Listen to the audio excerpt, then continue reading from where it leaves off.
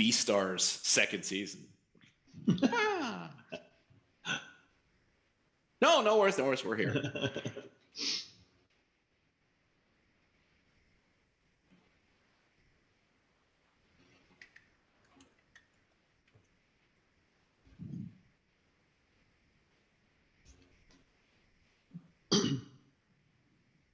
Hey, konnichiwa. Hello.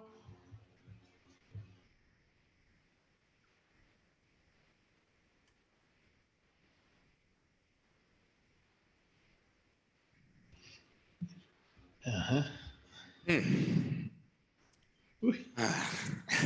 Yes.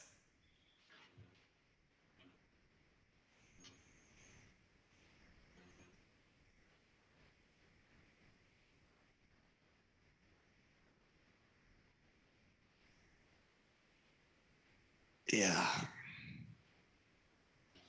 Yes. Yeah.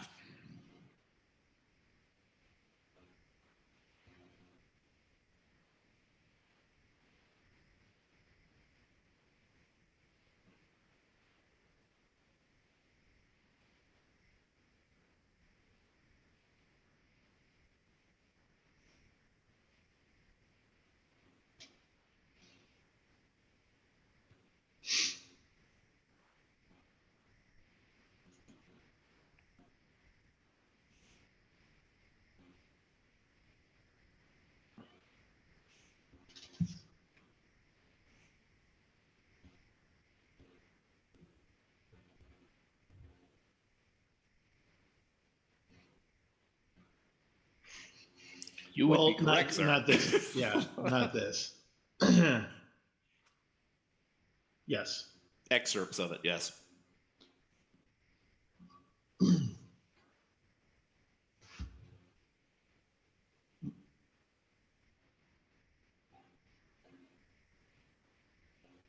Yeah, it was high schoolish for me. It was like excerpts from it.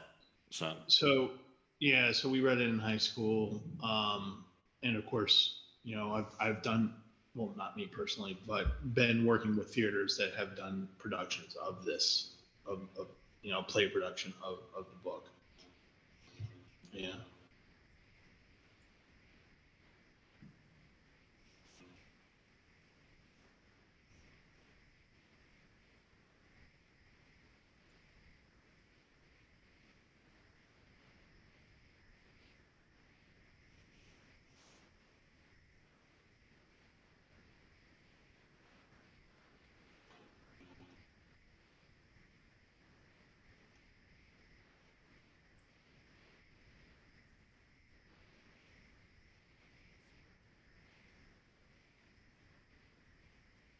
Right.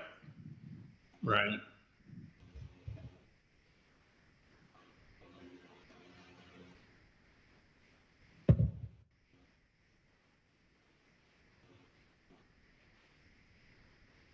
I would be, and it's terrible.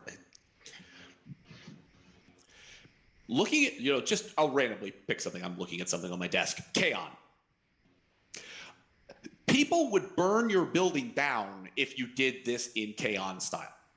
Right. So, to that degree, I was really captivated with the way that they did a lot of the movement of the characters, the way that the character design and patterning was done, that it was very seriously done with an air to, this is not to be funny. This is not to be like, we're not going to have the little sweat bead come down. We're not going to have the little cross on the forehead. This is going to go away from any kind of, comedic shortcuts. And we're going to do this long format. And we're going to do this to the seriousness that the subject matter deserves. And it's like, I could feel that through it because the pace of this is glacial. There's not any kind of like snippet kind of way where you're like, oh, okay, that's a visual cue that means this, and now we can just avoid the next 10 minutes. And it's like, nope, we move through it in the pace that it was purposely done for. So it's like, okay, gotcha. Well, John, to your point, I think it was purposely done, not not to do anime. I mean, because to your point, I don't see how you could, that kind of a thing. And also, I think there were some cultural considerations made in making this movie. The you know Did you notice sepia tones? Did you notice browns? Did you notice all those different kinds of colors? Very muted. Right, muted. Yeah, and they took great pains to make the Frank family and the other family and the dentist to not look Japanese. I mean, nobody looked Japanese in this thing. And there was no. I think when they sat down and did the storyboards, they said, we can't. We can't do it. We can't do it this way. We can do an animation for like Grave of the Fireflies because that's us, but we can't do that with this. And I think it's just Grave of the Fireflies, and it was well done. Yeah, it was well done. I felt in that way. So I think not to say. Go ahead. I'm sorry. Go ahead. I was just going to add on. Like I think Grave of the Fireflies is a perfect example here of what they were trying to do. This is very much like the animation style of Grave of the Fireflies. No one's doing crazy jumps. It's very muted. It's very naturalistic. Yeah. Serious. Very serious. Serious. Yeah. Totally. But yeah, no, totally. And I think I completely agree also about the pace. Because I first started watching the movie and I was like, man, this is slow. And then I realized that's the point. Like that is the experience of these people is just waiting. Really, that was their entire life for years, and so that's what you feel. You feel this sort of bored impatience. It's like, that is what you're supposed to feel. I mean, here you have this amazing scene where they're like, okay, we're doing the thing. We're going away. We're going to a different place. We're going to hide because we prepared for this moment. So we're doing it. And so you have these tense scenes of them in different pairs moving through the city, and just kind of going, you're tense and you're tense and you're tense and you're tense, and you get inside and you get the kind of a little bit of the excitement of a new space and how things work, and Otto the father gives the rules and stuff, and then everybody sits down. Yeah. And it's just like just like we're shutting everything down because you have to. And that's the life. They sit around the table and they are quiet and they don't do anything. And that scene, believe it or not, that is actually in the play with the pot, with the pot, telling Anne that this is how it has to happen now. Yep. And and that kind of thing. And just you sit there, you're just like, and wait, and wait, and wait, with punctuations of terror throughout the movie.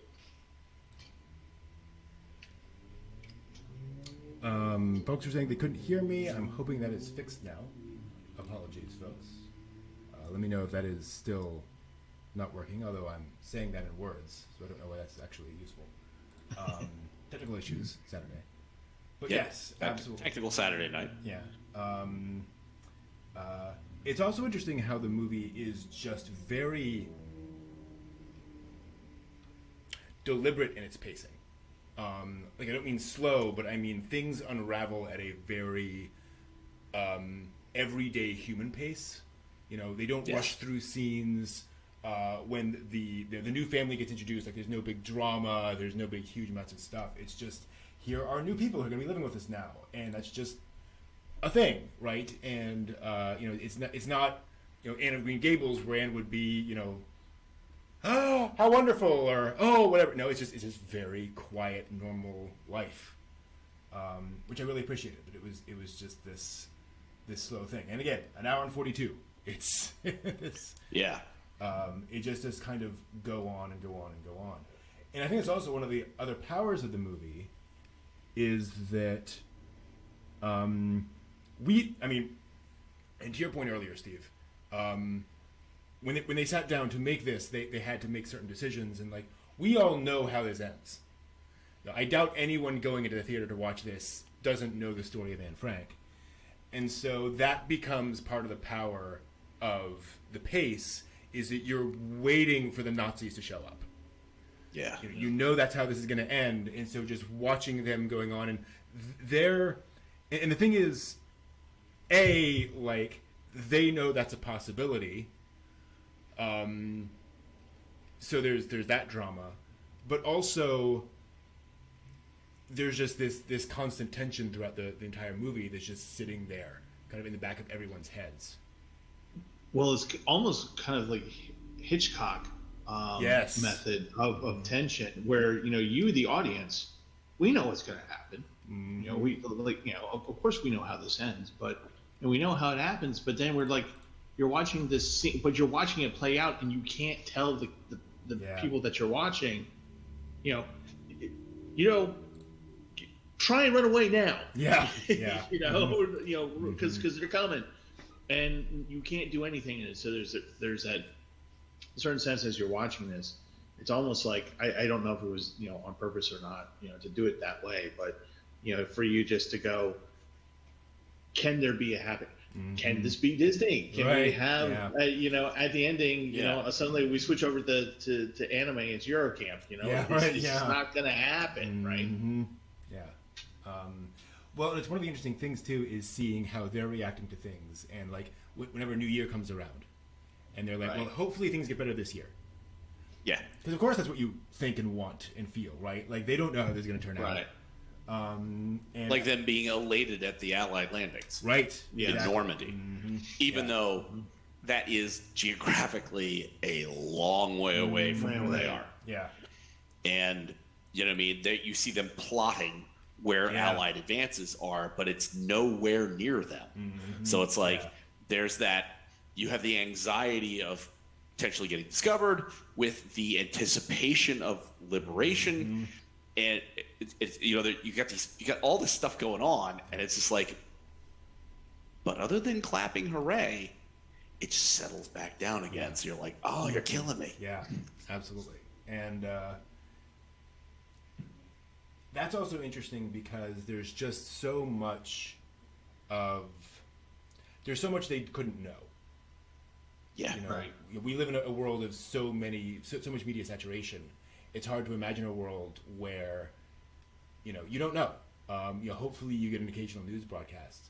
It was also interesting how they actually played like Churchill's broadcast. Yeah. Mm-hmm. That was really cool.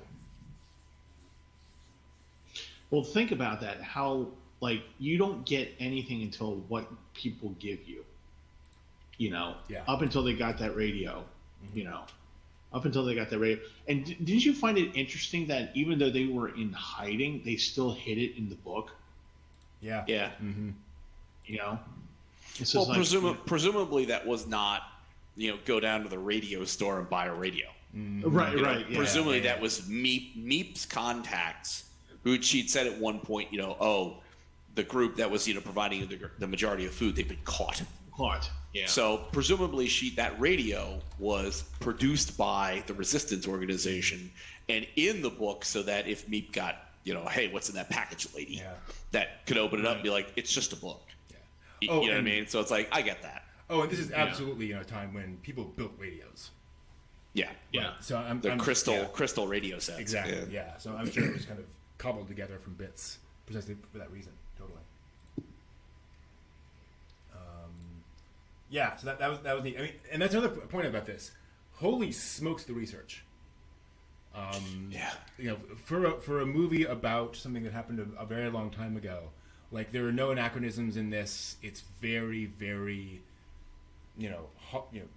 close on. And again, this is being made halfway around the world by people from a very different culture who are not familiar with all of the various details of this. They did a tremendous job of getting so many of these details right. It's really, really impressive. Well, early on in the film, we see Anne riding a bike. Yeah. And she says there's so many new restrictions, so many things else, and you see her just holding her sweater to her chest. Yeah. And she said, one of the things is that Jewish people can't ride bikes. Yeah. Mm-hmm. And it's like, you could have not had that. I mean, and I don't mean that in a dumb way that you'd be disingenuine to the actual diary. Right. but that could have been something for the sake of production that you could have just sort of left out. Right. But instead, somebody did the research, knew what was going on, and like included this in there for the completeness of the story and to illustrate these are just little things, but they mount up over time. Yeah. You know. To be clear, what she's doing is she has the star on her chest that all Jews had to hold. And she was, by mandate. By mandate. And she was riding by some German officers, so she had to kind of hide that so they wouldn't know she was Jewish. So, yeah, those weren't familiar. Which hiding the star in and of itself was a punishable offense. Right. You know, it's like, oh, boy. Yeah, absolutely. And that's one of the things that I know we talked about before makes this such a difficult story is that these characters are not freedom fighters. They're not heroes. They're not fighting back against the Nazi regime. They're not special people. They're just normal people trying not to get killed. That's all they are. And it's one of the things that I think makes, like to your guys' point, the sort of simplicity of the story and the kind of slow everydayness of it, on the one hand, feel a little harder to take because it's like, okay, but nothing's happening. But also, like, that was their experience because they weren't doing anything. Like, they weren't part of anything. They weren't mining bridges or, like, sniping German soldiers. They were just people, just average people that somebody in another country decided was, like, the thing to do rather than just be a normal human being. You know, I mean, it's angering. It angers me every time I see stuff about this. Yeah, absolutely. And they also did such a fine job when the thief comes in, and they get back downstairs, and again, just kind of the dread of that moment and the fact that they don't drag it out. Like it feels very much like a scene from a horror film, if you will. And it just becomes kind of the, just they let that play out as to how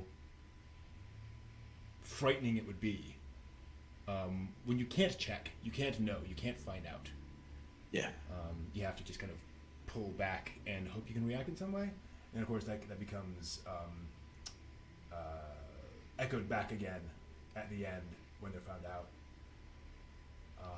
What was interesting about that particular scene for me was this is where you get interpretations of source material. The plays that are done on stage of this, when the cat knocks it down, knocks the thing down, is playing with it, and that's how the thief knows somebody's there. Yeah. It's actually in the plays. It's actually Peter stumbles and drops the candle. Ah, okay. Yeah. And there's a whole scene after that where once the thief has run away and the cops have come and gone to investigate and they leave. There's a whole 10-minute scene where Peter is just beside himself and they're trying to console him and he keeps saying, "I've killed us all. I've killed us all. I've killed us all." And that stress in the place, like that stress moment of he's vocalizing what everybody's thinking, which is, "Oh my God, you did this, and well, we're not gonna, do this, but this is a real world reaction to that." And I think it was interesting that they use a cat as that, as the proxy for that, and so there's no blame there, but. Sure. Still, just that terror of just like going, because the other part also in the book and in the plays, there's a discussion after the Peter meltdown where they go, "What are we going to do? What if this guy's a thief and he gets caught by the police? Yeah. What happens then? He's going to get interrogated and he's probably going to try and find a way to get himself out of jail." Or favor with the Nazis or whatever, so he doesn't get punished. And he's going to say, I heard people at this place. Right. Yeah. There might be some Jews hiding there.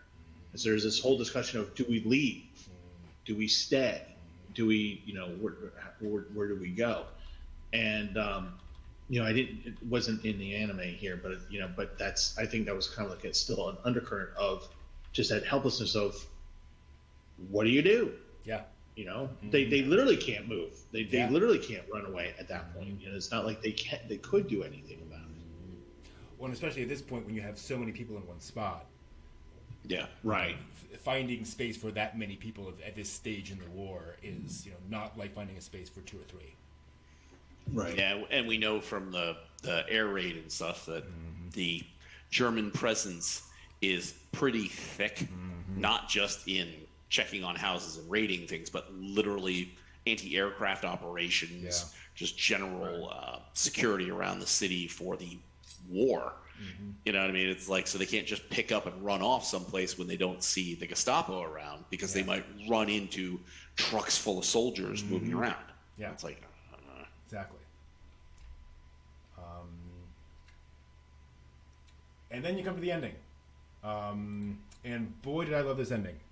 In the sense that, oh boy, did they tee it up well. Because all throughout the movie, they cut to this exterior shot of the building. And just people walking back and forth and back and forth.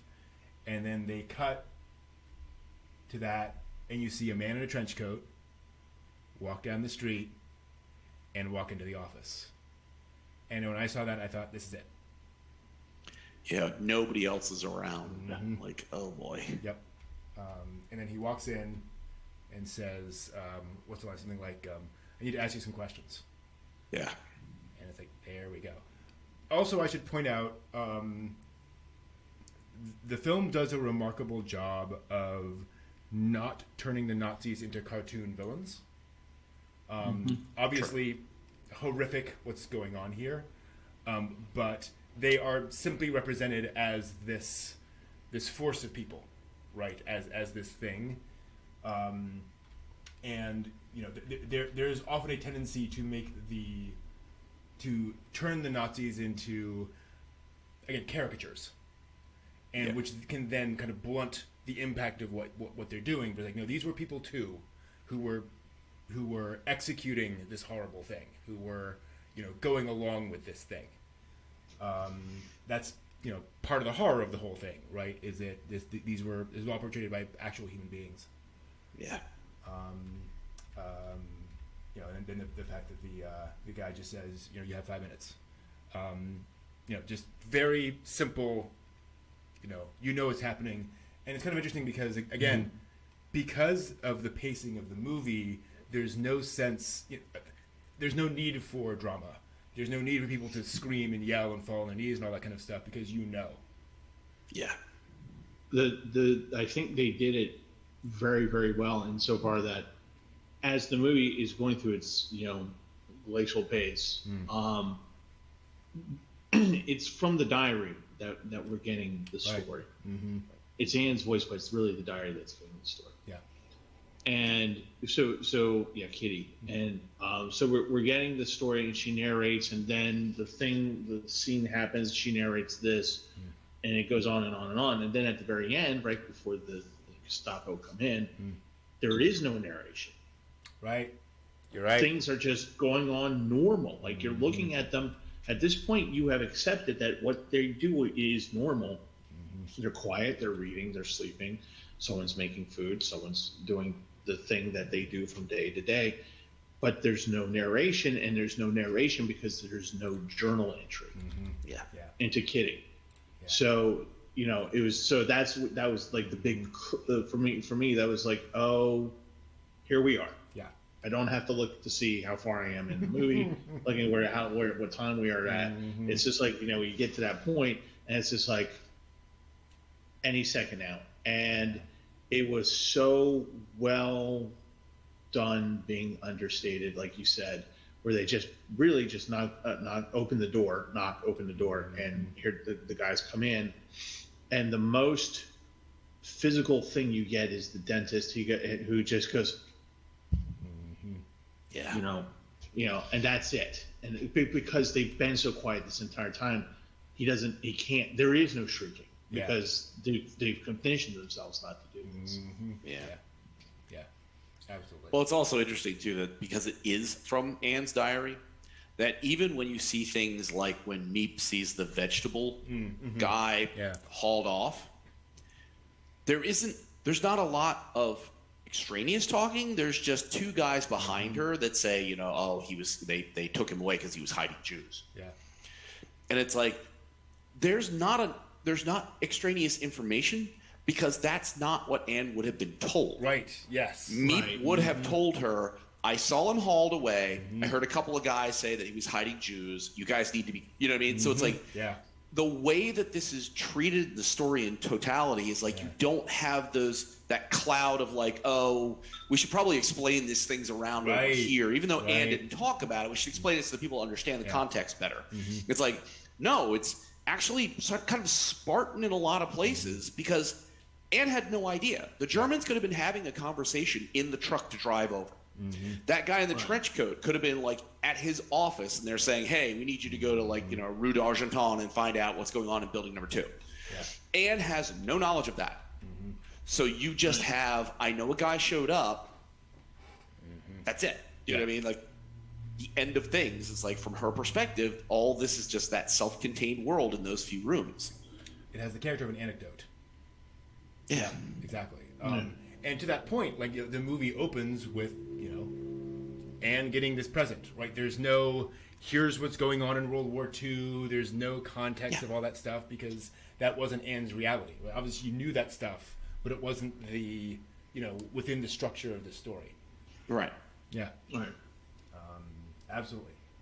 And then, of course, they're marched off. And here's where I was getting a little worried. Because, you know, how do you end this? And boy, was this classy.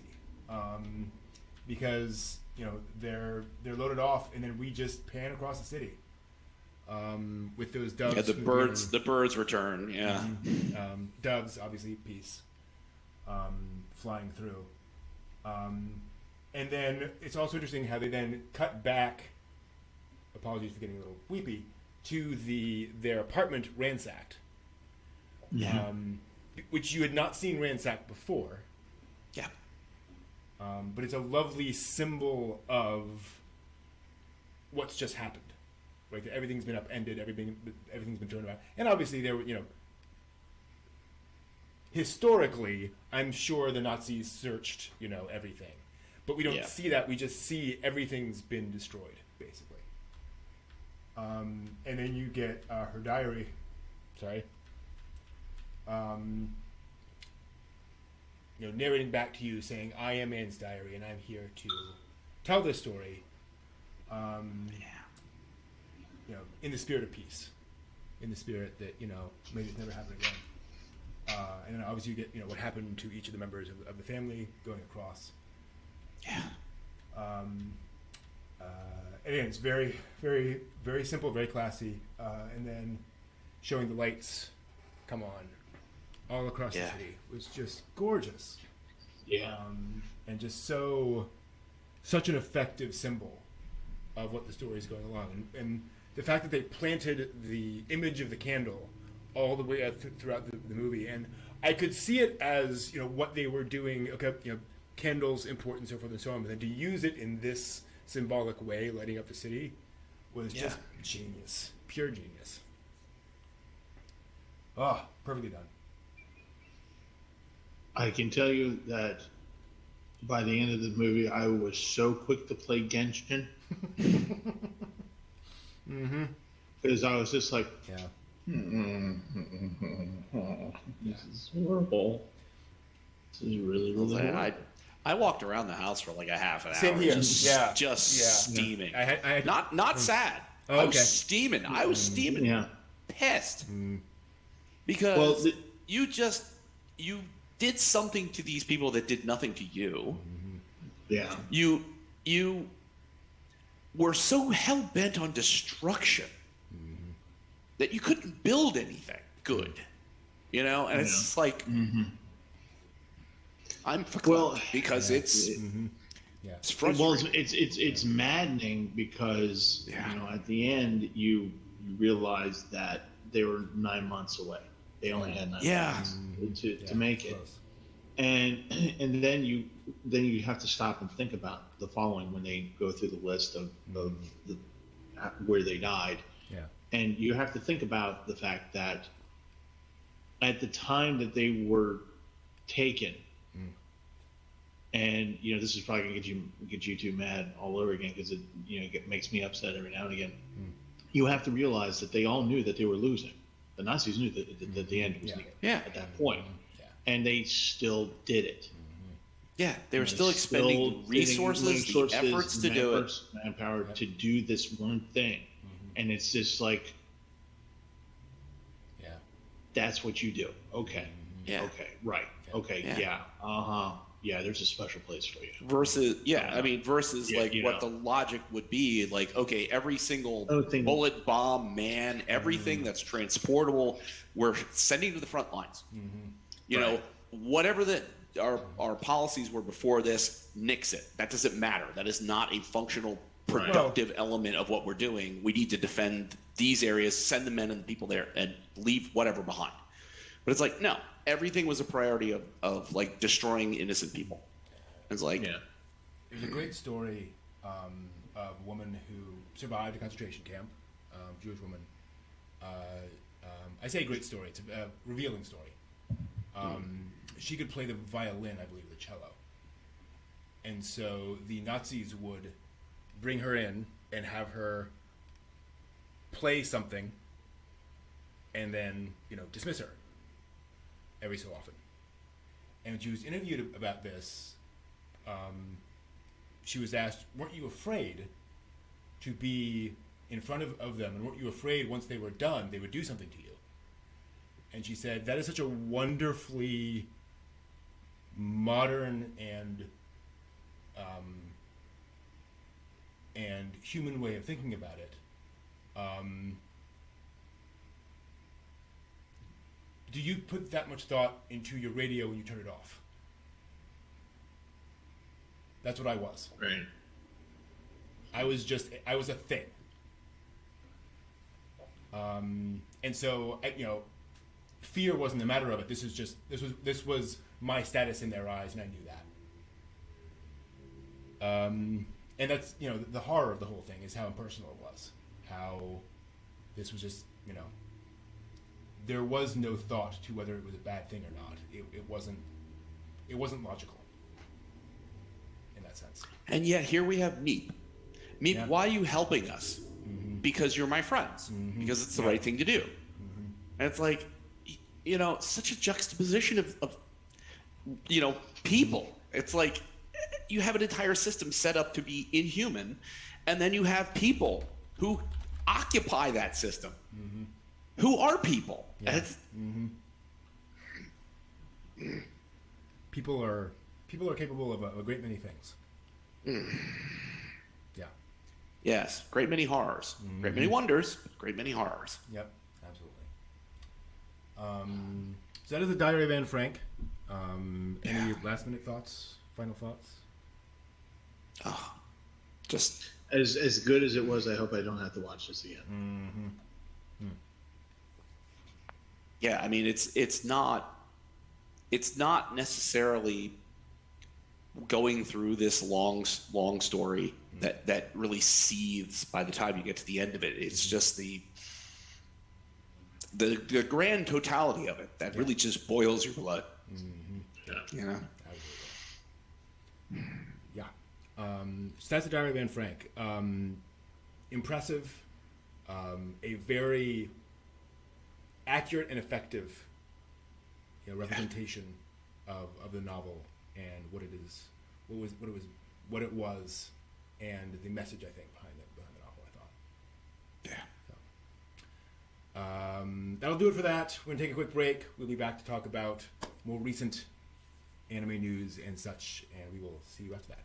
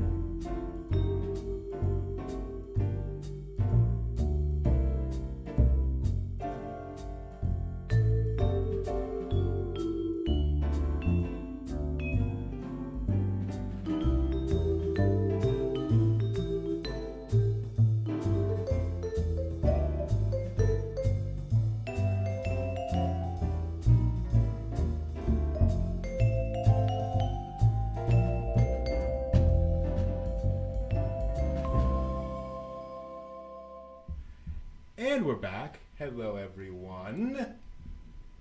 Glad to see all of you here in the chat as we move on from a very serious anime review to a much less serious week of anime.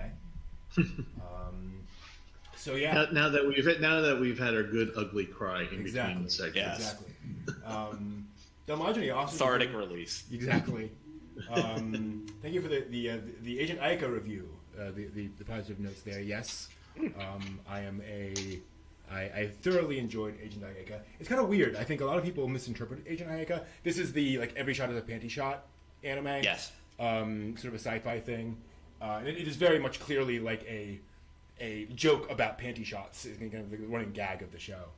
And I think once you realize they're kind of making a point about how silly panty shots are, it's a great ride. Without it, just seems extremely bizarre.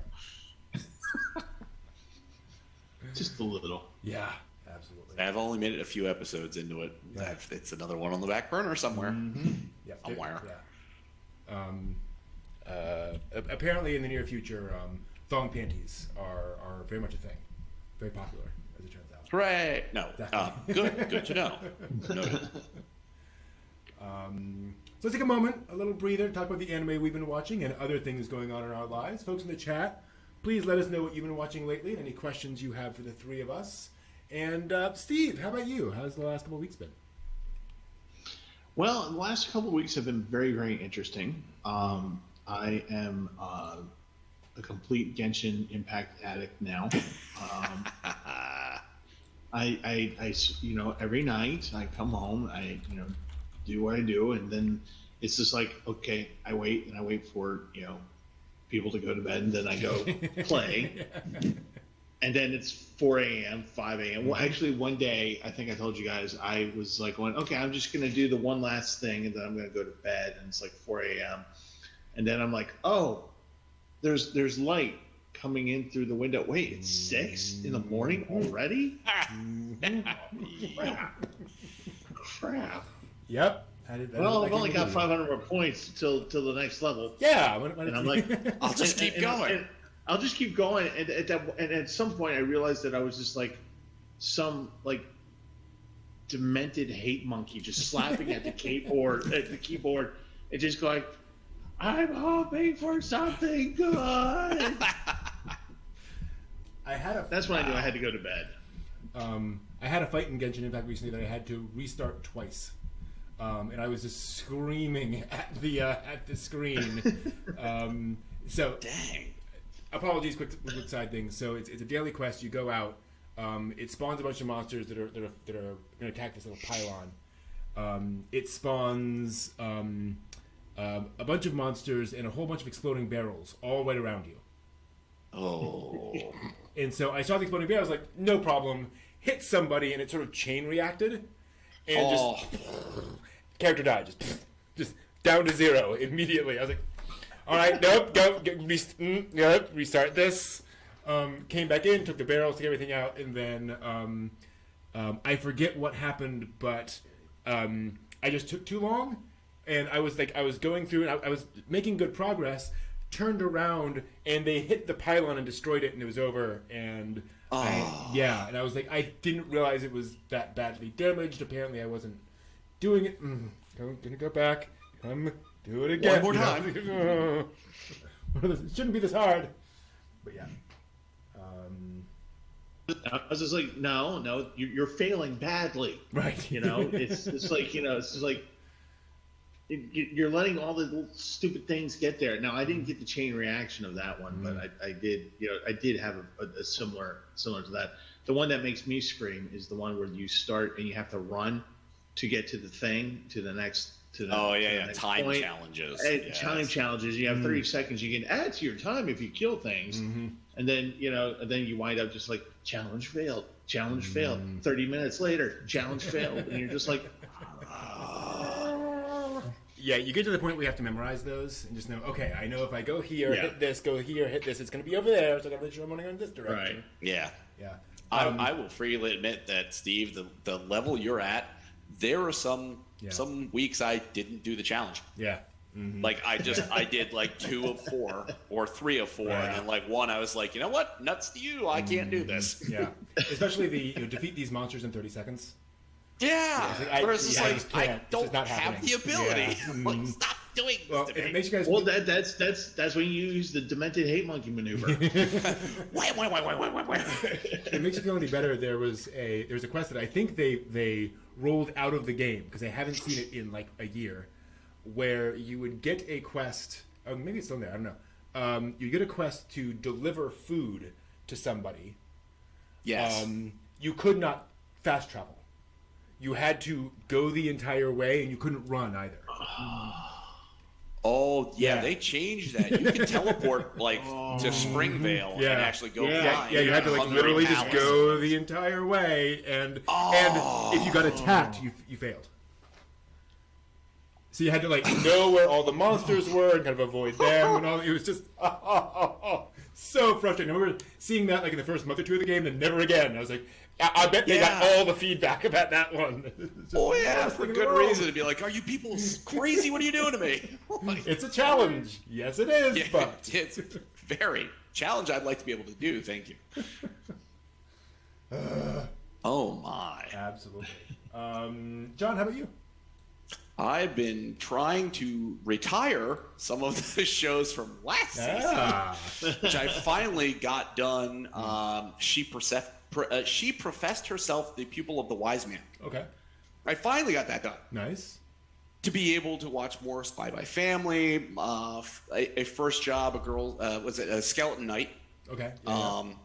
Love After World Domination, which I love Spy Family, and I love After World Domination. It's so cute. Mm-hmm. And then started watching the next season of The Shield Hero.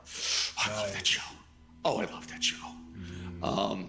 So it's, I've still got things from last season I got to finish, or the season before, and the season before. Oh, yeah.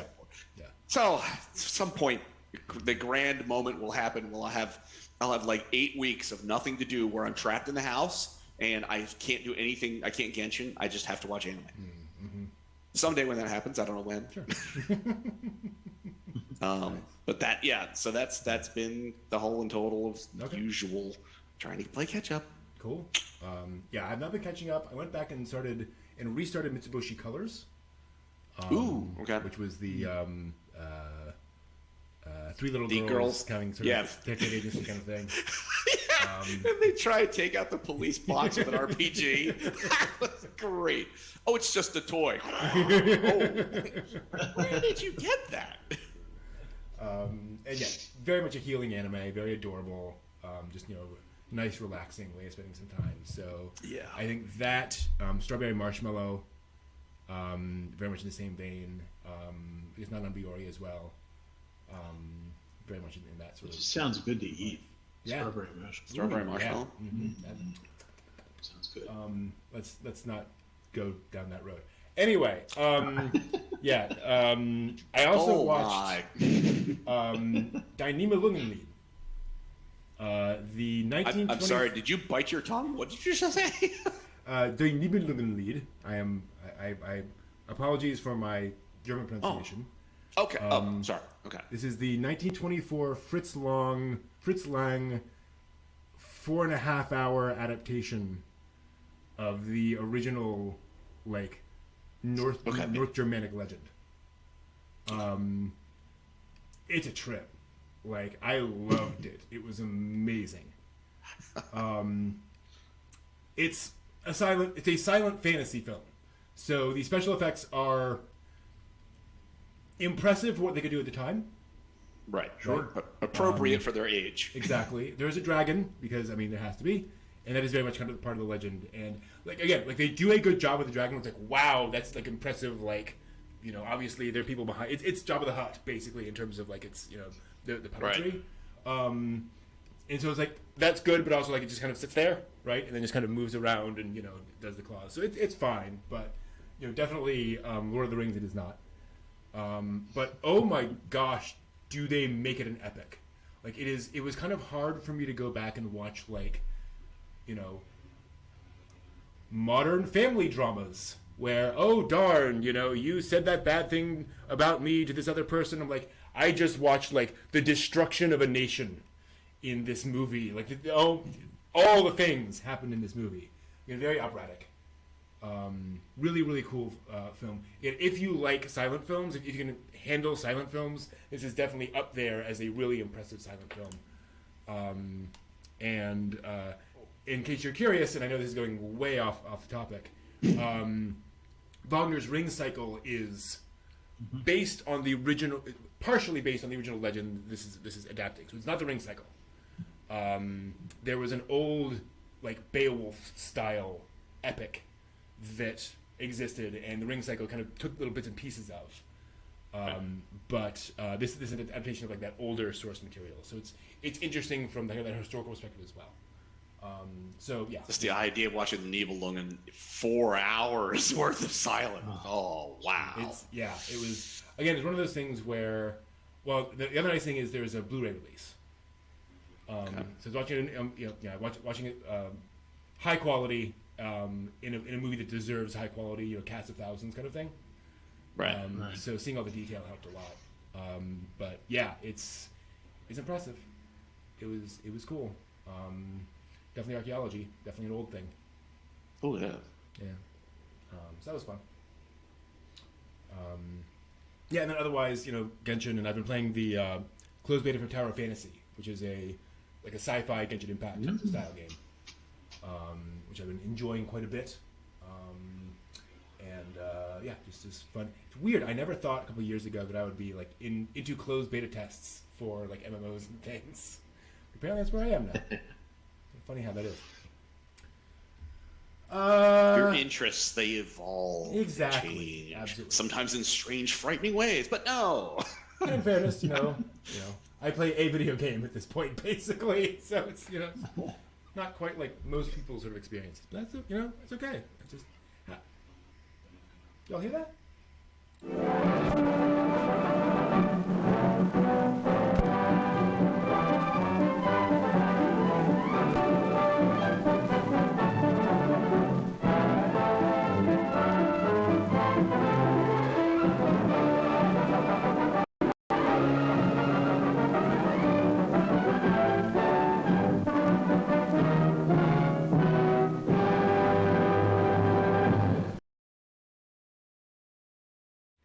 That was quicker than I thought.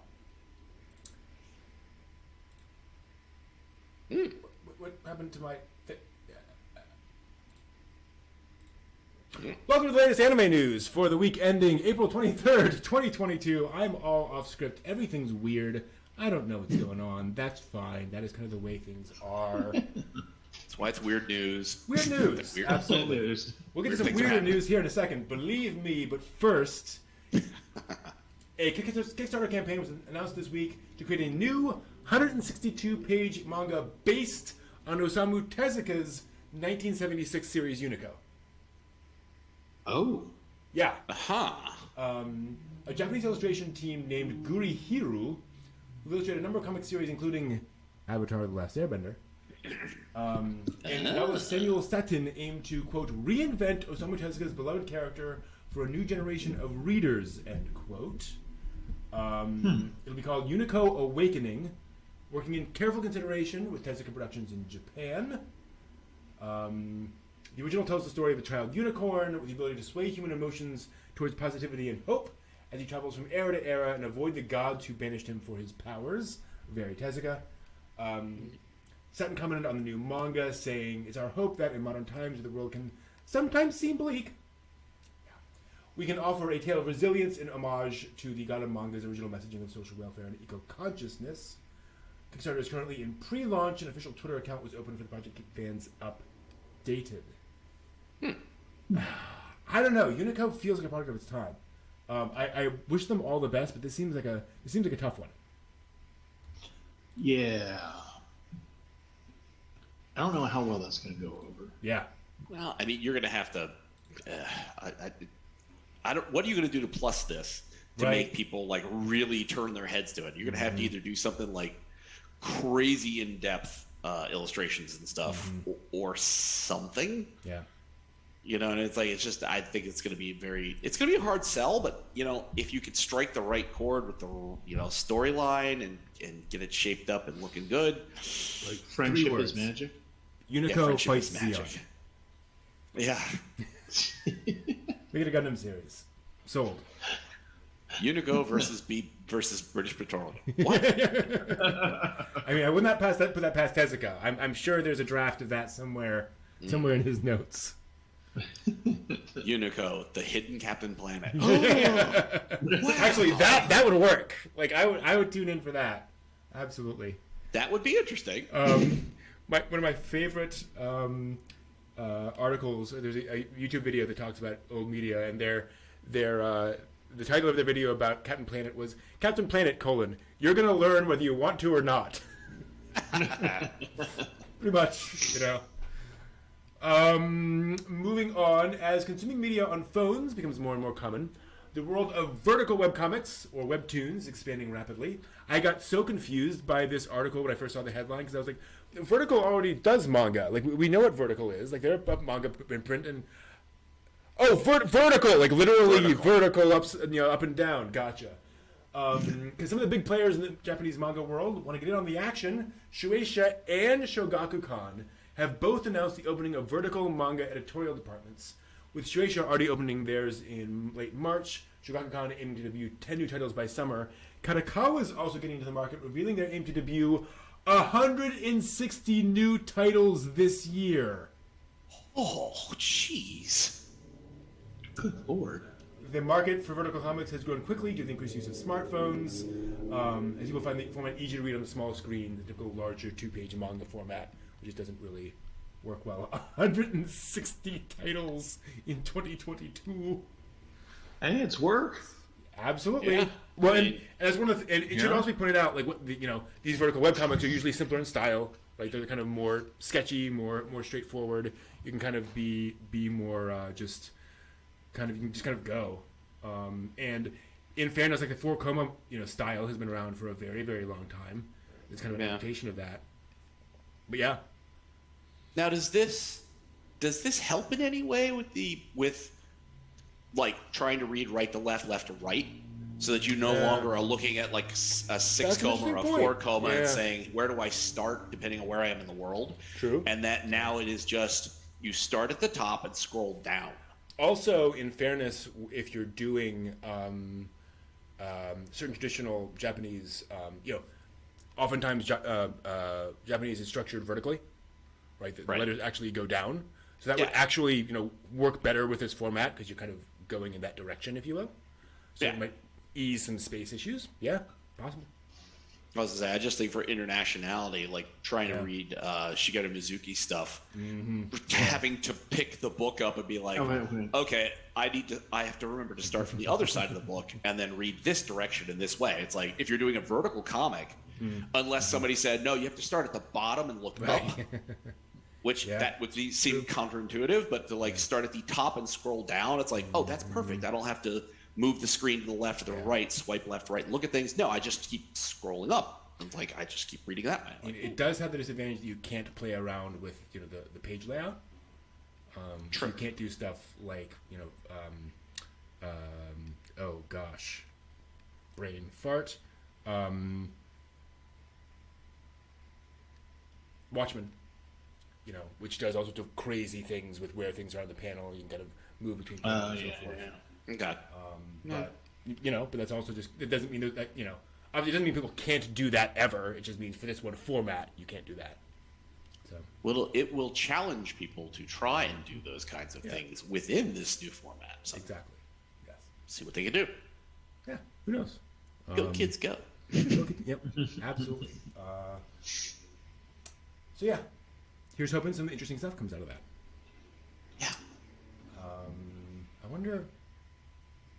Anyway, it seems like it would be a good format for comedy, particularly. Yeah. It kind of flow. And anyway, we'll see. Also this week, Also this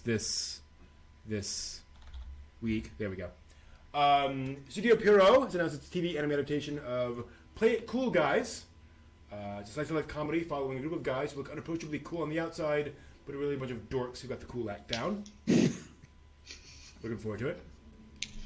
A TV anime was also announced based on Onimai, I'm Now Your Sister, where an average shut-in game-playing dude wakes up one day to discover his mad scientist little sister has turned him into a girl. Yeah. I'm watching that. But Something tells me hijinks will ensue. They better. If it goes suddenly like all like terrible life lessons kind of thing, I'm very disappointed. If that becomes like a World War II drama, I'm in. Honestly, I'm in. Like if they make that really serious, like I'd be so in. You're now going to go with Captain America to defeat the Germans. What? If this was the offshoot of the super soldier serum, Yes. It was the other variety, and now you're a girl. Now you have to go fight. Okay, cool. Oh dear. What was that really depressing anime about the like teenage girl super soldier, who was it was all the rage when it hit and then it kind of went away. Chad, hopefully you can help me. Was it Isuka? No. No. This is like early 2000s, I think. I was gonna say because that was a magical girl super soldier. No. This was This is literally like I have been genetically modified to be a weapon. We're gonna do this as a serious like social drama kind of thing. Oh, is that where she's got the boy in her class? And she has like the wings out of her back. And he's trying to like find a way to interact with her, and she's like a super weapon. And they were friends as children or something like that. So he knows her, and she was abducted to be turned into a super weapon. Yeah. Mm-hmm. I think I saw. I'm sorry, but that sounds like every other '80s anime. I've been abducted to be a super weapon. Okay, 1 through 500 titles. Thank you. Yeah. Well, that was the thing is they took this very cliched thing and said, let's do like horrific, serious drama about it. She has been torn to pieces by this thing. She comes back, busted up and bruised and half broken after these missions. Gosh. Ray? Yeah, I did not finish that entire series because I was just like, It said Ray? Yeah. I mean, kind of. Boy, that's annoying me. And the name is similar to another anime series that is definitely not that. Right. I'm gonna see if I can. Yeah, I watched enough of it to be like, oh, this is just going to be way too hard for me to handle. Yeah. I got like 3 episodes in and was like, I need to stop here. Yeah, it was a little heavy. I'm just scrolling through here a little bit, then we'll get back to the news. Because this is really annoying me. Not that. Definitely not Rin. Rin is one of the few anime I will literally call terrible. Sorry. Just saw a list and I'm like, I don't know, sir. Okay, yeah. Not that. Wow, is it become that obscure? Possible. It wasn't so obscure I wasn't able to find it. Yeah. I mean, and again, it's one of those things that was just absolutely. I think Phil's talked about it too. It's one of those things where he's like, yeah, this is a thing that made me sob like a child. Okay, I'll find it at some point. I have Phil's handouts, so theoretically, if I can get through my filing, I can find it. Mm-hmm. Yeah. Just not right now. Exactly.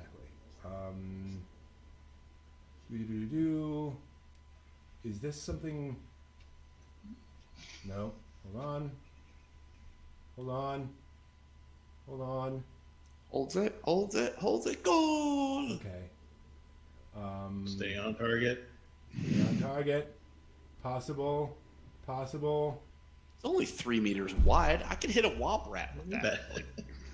Or like that. Here's also what I don't understand. I Google serious anime drama series.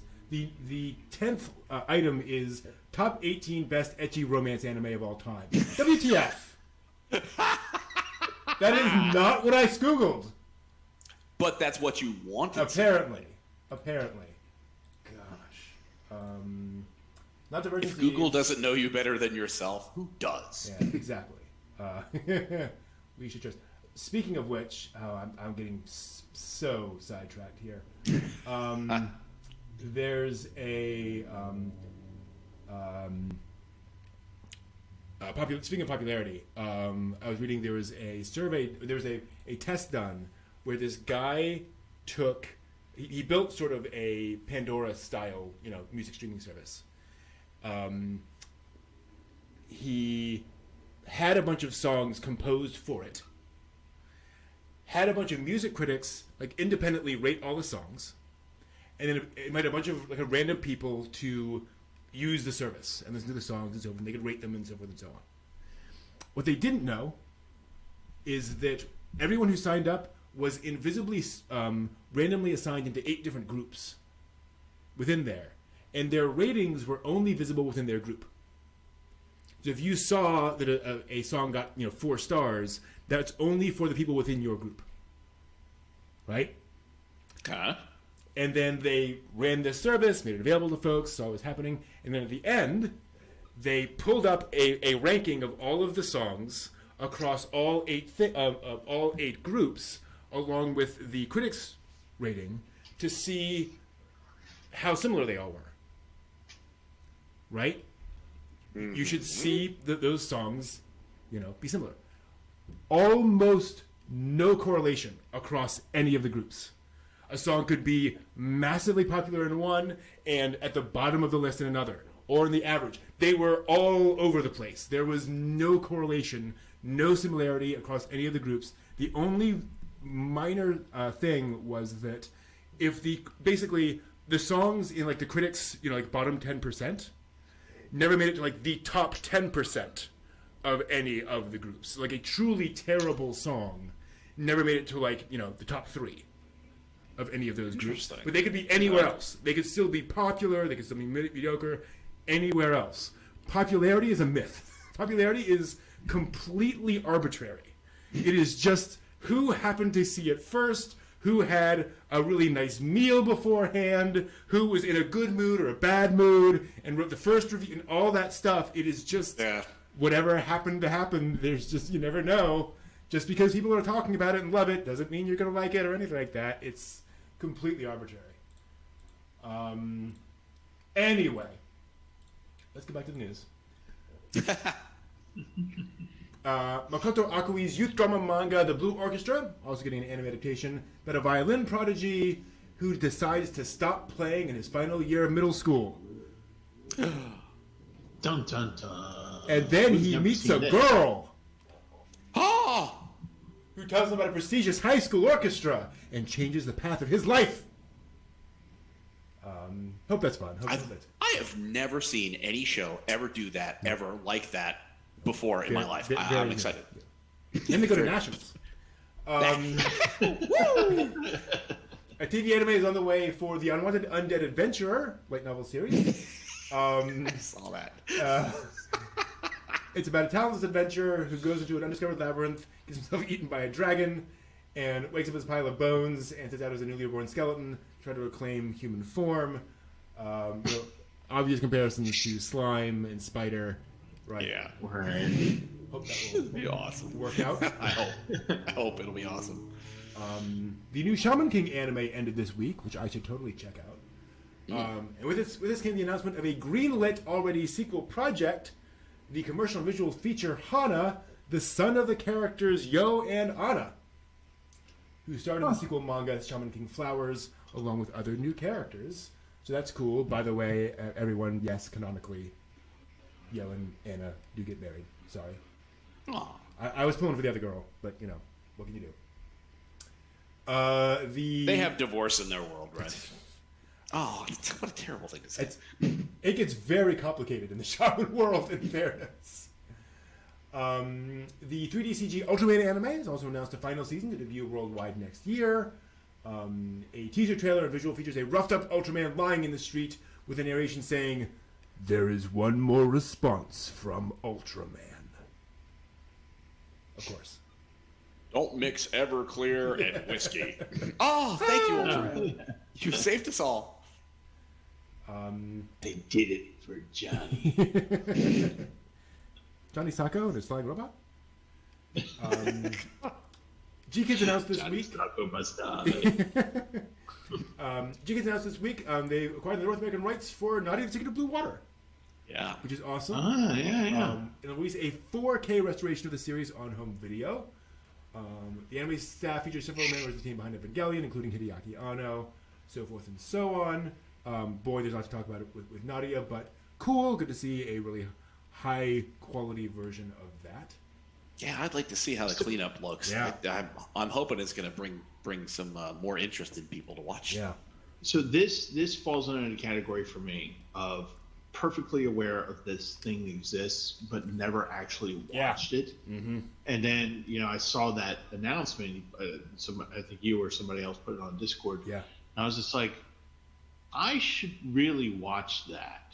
I should really make it a point to watch that and like really sit down and just like and just power through it and see what it's about, because it's one of those things where it's just like you say it and everybody, and even if you weren't born when it was made, people know about it. Yep. So I'm kind of like going, okay. Well, Nadia's been generating something. I mean, I've seen the little tank model. I've seen the actual Nautilus models. I've seen there's Nadia's just they do like model kits for Nadia every so often. Like the well, herself. I was gonna say they have a Nendoroid out of her. Oh yeah, of Nadia. And I'm just like, okay, this is sort of like them coming around with the creatures and stuff from Nausicaa. Yeah, where it's like these things are just popping up more recently that I didn't remember seeing these things before. I'm like, okay, so there's buzz out there. So good on G-Kids for this. Is hopefully we'll keep that buzz rolling. Yeah, good. And it's the kind of anime that will definitely benefit from a 4K restoration. Like there's so much visual detail in it. Like I'm looking forward to it. I got like 10 episodes in or something, and like really loved it, but stopped it for whatever reason. So I think, like you say, this might be my opportunity to go back and say, okay, now's the time. Yeah, I powered all the way through to the end. Yeah. There's a lot of episodes. And Captain Laser Eyes, I stopped at the first episode at 1.2. Like the first time I watched it, I was like, this is fun, and I'm done. But there's definitely a lot more there. That was cool. This year also brings big anniversaries for a surprising amount of properties in the anime and manga worlds. Let's have a rundown. Prepare to feel old. First up, both Sailor Moon and Crayon Shin-chan are celebrating their 30th anniversaries this year. Wow. Yeah. Men have honor in a... Along with an upcoming museum and various merchandise collaborations, Sailor Moon has announced a live stream on April 28th to look back at the series history. The guest lineup includes the voice actresses for Sailor Moon and Sailor Venus. And the official Twitter and YouTube accounts for Crayon Shin-chan shared the anniversary video on April 13th. Looking back on the series so far, the anime's 30th theatrical film also released this week. So, yep. Pow. One of those things. Wow. Okay. Well, as we know, it is still, one of the top 10 anime on TV in ratings. Yes, it is. It just keeps on going. Love it. Oh, What? I was just gonna say I'm sorry. I just love Shinji, and one of my favorite episodes. I actually was thinking about this the other day. Was he's going to the library to study, and he's sitting next to a guy who's studying, like an actual adult, and he's like, "What are you studying?" And he goes, "Well, I'm trying to pass my drug test." He's like, anyway, Shinji. Kyoani's Hyoka TV anime debuted 10 years ago yesterday. And to celebrate, the series unveiled a mini exhibit taking place in the Akabara Gamers store, as well as an online lottery, of course, featuring exclusive goods. The bright and colorful studio Colorido also celebrating its 10th anniversary with an online film festival, streaming a number of its works for free for a short time on the Twin Engine YouTube channel. Notably, the films Penguin Highway and A Whisker Away will stream for one day, May 6th and 7th, respectively, and Burn the Witch will stream May 7th to 14th, along with others. Oh, I want to see that one. Yeah. Finally, Osamatsu-kun, is celebrating its 60th anniversary, the manga at least, and its anime sequel, Osamatsu-san, its 6th. A collaborative memorial illustration was revealed last week, as well as a collection of 60th anniversary commemorative merchandise. So, good for you, Osamatsu. Moving on to some weirder news. So, collaboration campaigns with brands, nothing new in the anime world. It's a little more unusual when the franchise creates a whole new story to go along with it. Lupin III has announced a new original story for its collaborative campaign with Lion Corporation's Smile Eye Drops, which can be read on the campaign website. Japanese residents can also answer a quiz and get a prize drawing. The story revolves around modern eye fatigue causes it staring at screens and sees Lupin sneaking into the Lion Corporation's laboratory and observing the scientists so he can discern the truth behind the condition of screen eye strain. Because that's totally what Lupin III does. Okay. So Does are he we steal the eye drops? I mean, like, to me, this totally feels like, okay, somebody paid the money, we got to do a collaboration thing. Right. What's this? All right, okay. He breaks into a laboratory somewhere. Good, go with that. Oh dear. Who's in charge of this campaign? Oh, Bob Schill. Yeah. The Schill over there. That guy, Mr. Schill. Yeah, okay. Jeez. Yeah. And here's the thing. I could totally see a Lupin, the third series, where Lupin is, like, injected with a serum that makes him blind. And, like, he needs the eye drops to see, to do some crazy adventure thing. And so he's using Lion brand eye drops or whatever, right? Like, right. You could only do a thing. Yeah. But that just seems so tame. Speaking of notable brand collaborations, Jujutsu Kaisen is on top of the anime popularity world right now. And they revealed a clothing line in collaboration with Dolce & Gabbana, featuring an outfit set based on each of the series' main characters. Okay. I'm gonna see here. I think I had a... Yeah, so here's the promotional illustrations showing off some of those classy duds for each of the characters.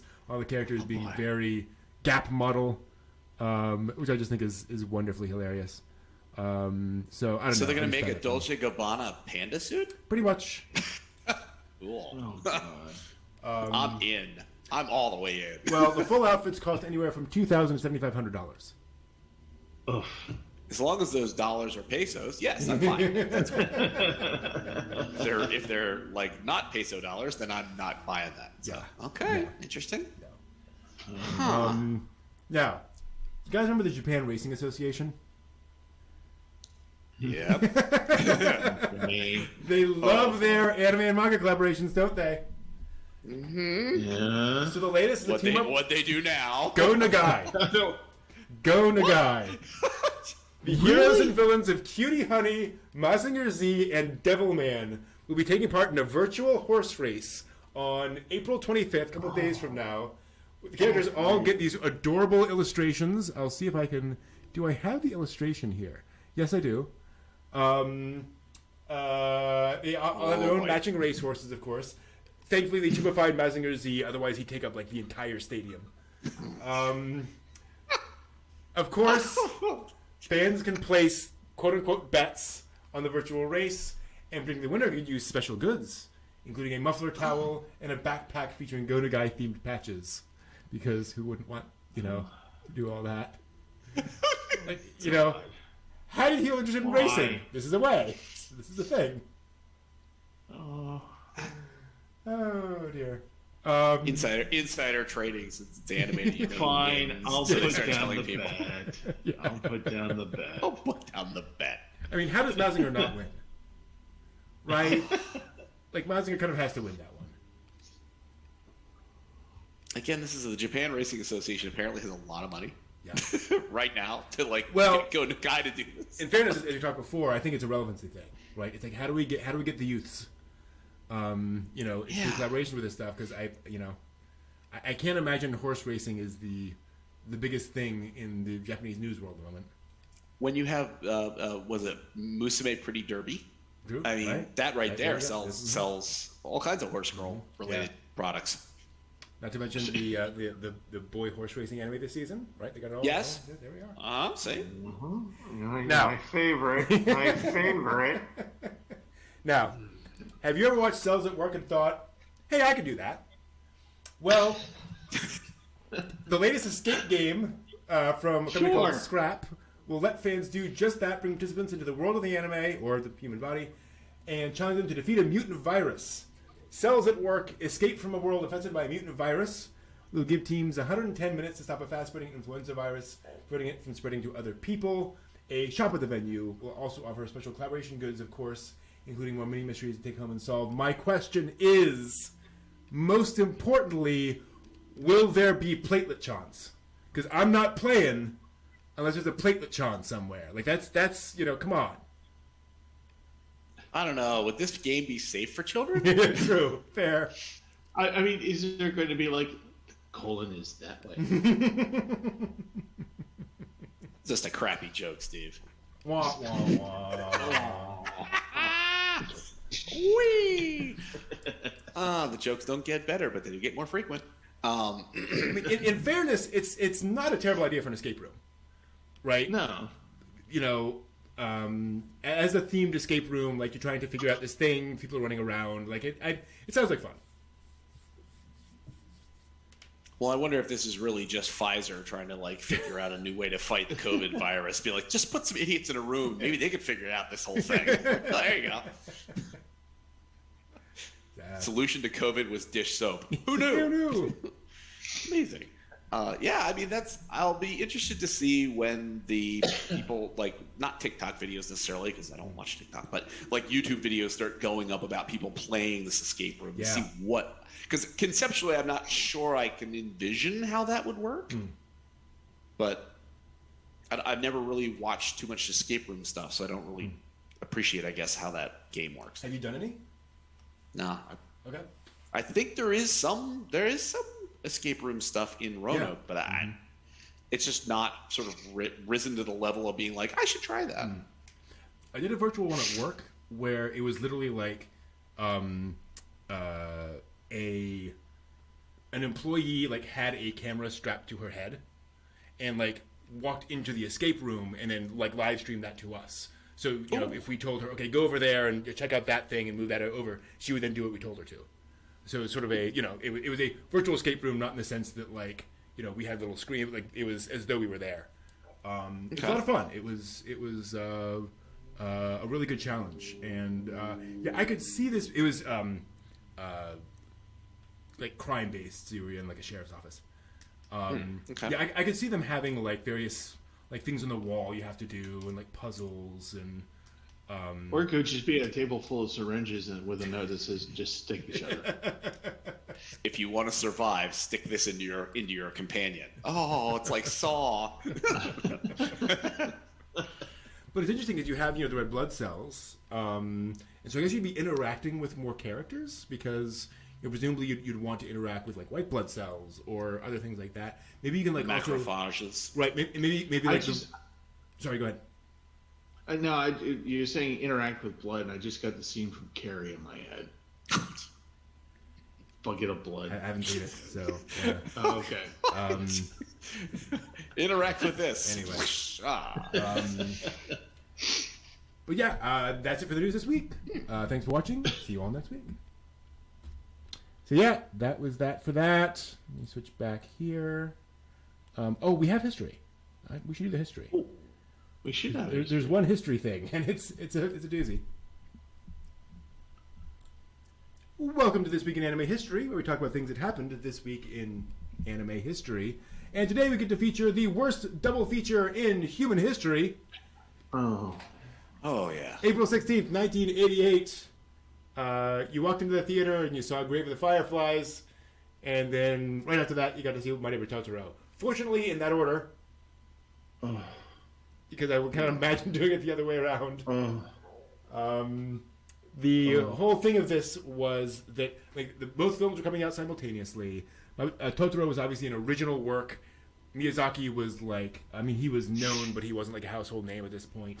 And so it's like, you know, in order for these films to work, like they have to come out side by side. Obviously, everyone knew what Grave was.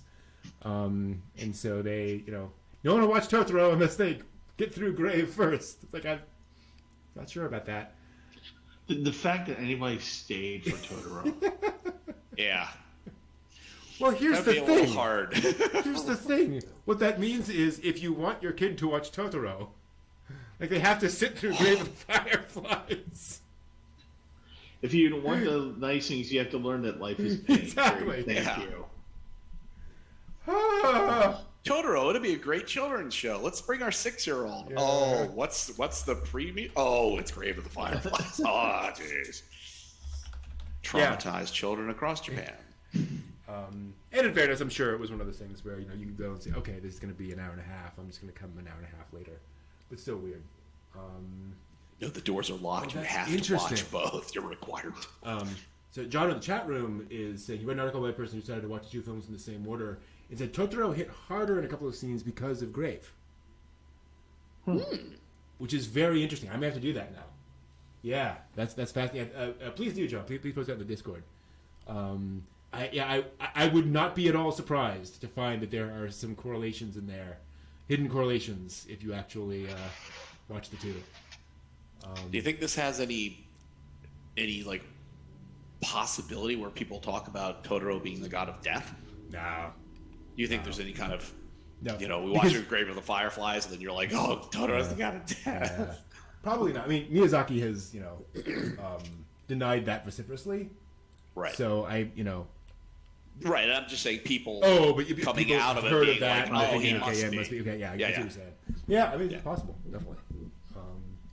Who knows? Versus if they had shown Santa Claus versus the Ice Cream Bunny, they would have a totally different interpretation of Totoro. So here's the question: do you watch that before or after Grave of the Fireflies? Oh, wow. Or it would make Grave of the Fireflies make, you know, like really good sense. Well, You'd be like, oh yeah, this is great. I feel like grounded now. I'd watch Ice Cream Bunny first because then you're just numb for Grave of the Fireflies. Like, you're not even processing Grave of the Fireflies at that point. Yeah. What did I just watch? Why did I do this? Oh my god. I never laughed so hard at something so dumb. Yeah. Yeah. They made another movie, by the way. Ugh. Like those people. That's not the only thing they made. Yeah. Yeah. It's weird. So, in case anyone has no idea what we're talking about right now, and I should switch off of this because boy, have we gotten off topic. There is an internet famous movie called Santa Claus and the Ice Cream Bunny. And yes, that is his name. It was made by the fine employees at Pirates World, an amusement park in Florida, as kind of a vehicle for their amusement park. It's one of those things where, you know, you've got this amusement park, you have a theater somewhere that's showing random shorts that you've scraped out of somewhere, some deal, and you need more material for that film theater. It's like, let's make a movie, and unfortunately they did. Because they do a whole weird Santa Claus storyline and then insert a fairy tale that they like filmed at the park. Because of course you got the stage shows, and so you can just film the stage show that they did. Not a good idea. Any way, shape, or They form. literally put a movie within a movie. Yeah. It was just so. Yeah. Oh my god. And Inception, this is not. Just to be clear. No. Yeah. I fast Although it will forward leave you feel like you you've been guys. punched in the brain. Yeah. Like, I mean, there's a whole thing with Thumbelina and the mole and how he wants to marry her. It's really, really freaky. yeah. Oh. Yes, it is. But it really went far to improving human-mole relations. Yes, indeed. Until she ran away. And not so much. There's a great moment where Thumbelina runs away, and then she comes into people who are clearly supposed to be like insects, but it's people in like big fuzzy costumes. It's like blue and black polka dotted with like arms up like this, doing this, and just kind of walking around.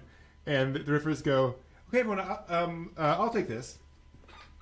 What the hell is it? Pretty much, you know. Oh my god. Oh my god. Oh, boy. But yeah, so there's that, and then there's Unbelievable, and there's also Jack and the Beanstalk was another movie they edited in, which is as bad. But yeah, Hands of Manos, it was not. Yeah, mm-hmm. I mean, it had sort of a Manos quality to it at times. But yeah, I could the go fine off, acting quality was very much like Hannah Manos. I could go off about these works for a while. Yeah, if you like extremely terrible movies, like this is very much up your alley. Yes. I'm sorry. Sorry, I'm laser eyes. That is kind of what Screaming does. But yeah. So I have a question. What did we learn on the show tonight,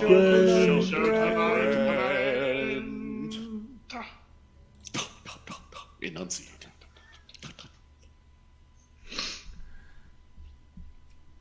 I learned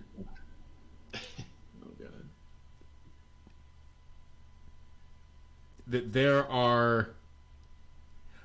I've learned that I can never predict what the anime industry will do next. There's always some collaboration, something. I just never know. I can never know where it's gonna go. They're always like 3 per week. It's I can't keep up with it. And I also learned that I don't know. I learned that Tezuka still has panache, even internationally. Like there's still some interest in Tezuka. Like that made me feel good. I feel like Tezuka has kind of is in the wane at the moment. So hopefully we can get some more Tezuka attention out there. I'm hopeful. How about you guys? Steve, did you learn anything? I don't. What? Who? Who am I? What? Who am I? What? So I learned that Diary of Anne Frank is not a date movie. No. No. And I've learned that. Oh, sorry. I once took a date to United 93. So just saying. But maybe a bad choice on my part.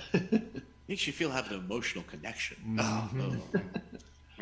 And it just occurred to me as you were talking about quite possibly the worst double feature that actually happened. Yeah, was Grave and Totoro, but I think the worst that could theoretically happen, and it should never happen, is Grave and Diary as the whole feature. Now, which one would you like to watch first on that list? Well, it's okay. We'll just finish it off with Barefoot Gen. You know, we'll just tie it off. Yeah, there we go. Barefoot Gen at the end. Yeah. Wow, it's a punishment triple feature. Meanwhile, in Europe. Seriously. What I've learned is that how to make while I am not a sorry. What I learned is while I'm not a gamer per se, I understand the addiction now. So I'm going to go to Genshin's Anonymous here pretty soon, and try to cut it back by a couple hours a day. Yeah.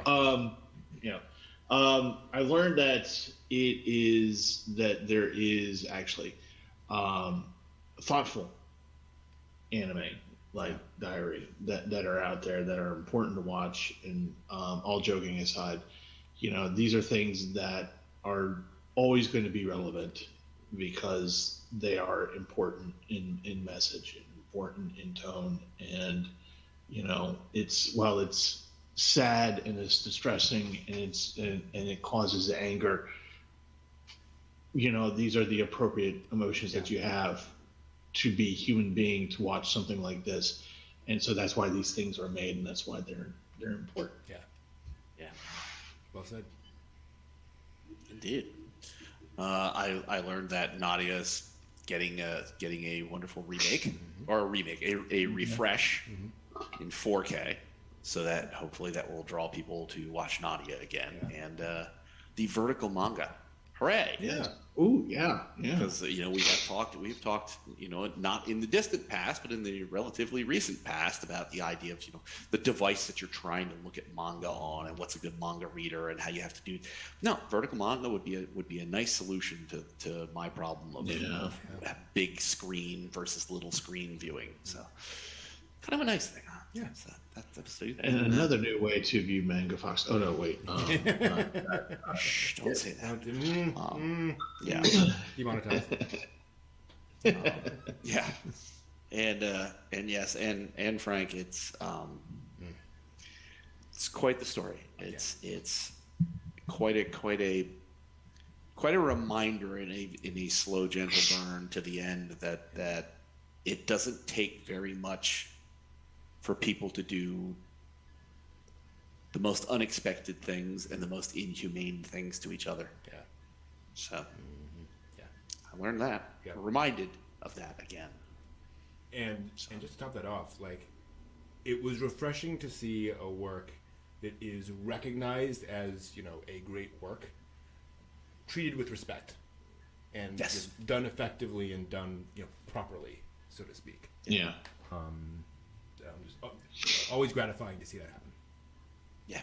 All right, we'll leave you with that tonight. Thank you all, as always, for joining us. We unfortunately have to be off again next week. I have some stuff next weekend.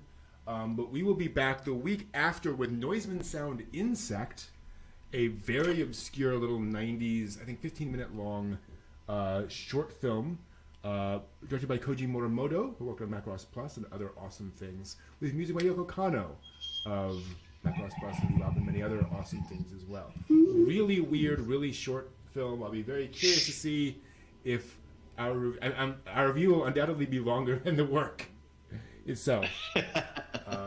So it should be fun to see how everyone reacts to that thing. So hope you all can join us in 2 weeks for that. Enjoy your spring. Enjoy the warmer weather. Hopefully y'all can get out maybe next weekend and relax and so forth. And we will see you then. Until next time, watch more anime. Johnny.